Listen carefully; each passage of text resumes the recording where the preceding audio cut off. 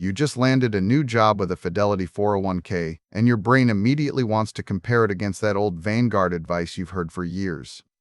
You might feel like choosing between these two giants will determine the success of your entire retirement strategy. But here is the hard truth. The brand name on your enrollment page does not dictate your wealth. The specific fund lineup inside those accounts and their expense ratios are what actually matter. Because a Fidelity plan with low-cost index funds often beats a Vanguard 401k burdened by legacy high-fee investments.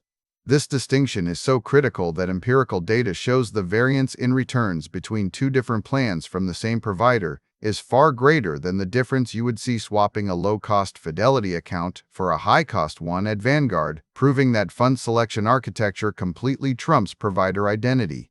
When we talk about 401k providers like Fidelity or Vanguard, most people treat them as monolithic brands with uniform quality, assuming that because Vanguard popularized index funds, every single plan they host must be superior to anything else on the market.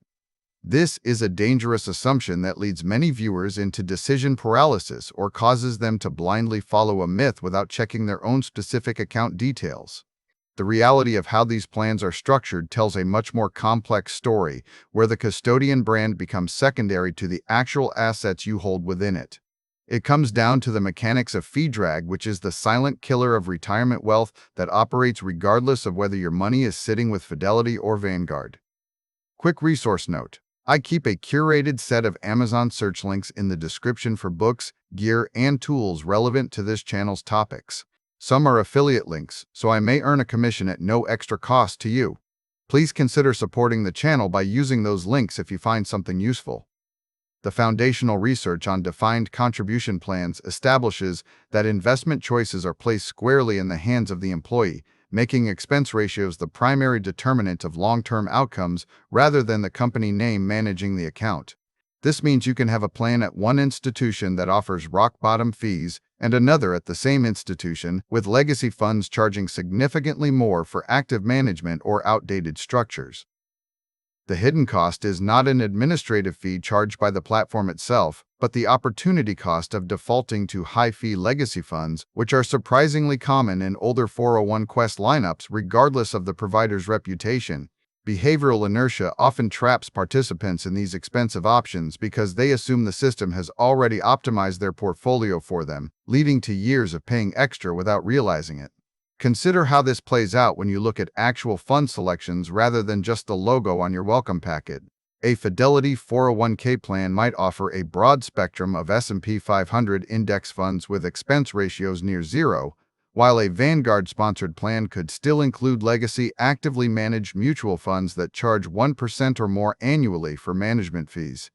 In this scenario, the Fidelity account will outperform the Vanguard account simply because its specific fund lineup is cheaper to hold over time. The data supports this by showing that you can find two different 401k plans from the same provider where the returns differ wildly based solely on the funds selected, not the brand operating them. This variance proves that switching providers will rarely solve a problem if your new plan also contains high-cost legacy options or actively managed funds with poor track records. The core of this issue lies in how default allocations work within these systems to exploit human psychology rather than optimize financial outcomes. Research into default effects demonstrates that the vast majority of participants stay invested in whatever option is selected for them, even if it costs significantly more than available alternatives. This behavioral trap exists at both Fidelity and Vanguard, meaning your loyalty to a brand name can be exploited by plan administrators who continue to offer high-fee legacy funds as defaults while offering better options elsewhere on the same platform. You are not fighting against the provider. You are fighting against inertia that keeps money in expensive accounts simply because it is easier than doing nothing at all. This dynamic creates a situation where the specific fund lineup becomes the only variable within your control that guarantees optimal outcomes for your retirement savings. When you enroll, do not just check off the box and assume the default allocation represents the best deal available from that provider. Instead, audit the entire fund list to find low-cost index options that track major market benchmarks with minimal expense ratios. A Fidelity plan might look less prestigious than a Vanguard one if you judge by brand equity alone, but it will almost certainly yield higher net returns if it hosts modern, low-fee funds instead of outdated legacy structures. The platform is just the delivery mechanism. The fuel in your tank determines how far you go on this financial journey. Understanding these mechanics shifts your focus from a binary choice between two famous names to a granular inspection of what those companies are actually offering you today. You must recognize that a Fidelity plan with S&P 500 index funds often yields higher net returns than a Vanguard plan burdened by legacy funds, simply because the math works differently when fees compound over decades.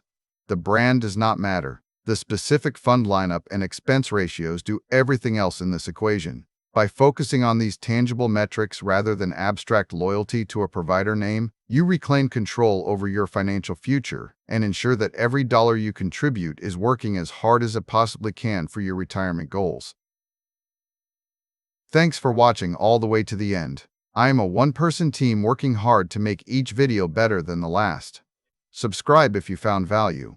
It is the best way to show support. Drop a comment with your biggest takeaway. See you in the next video.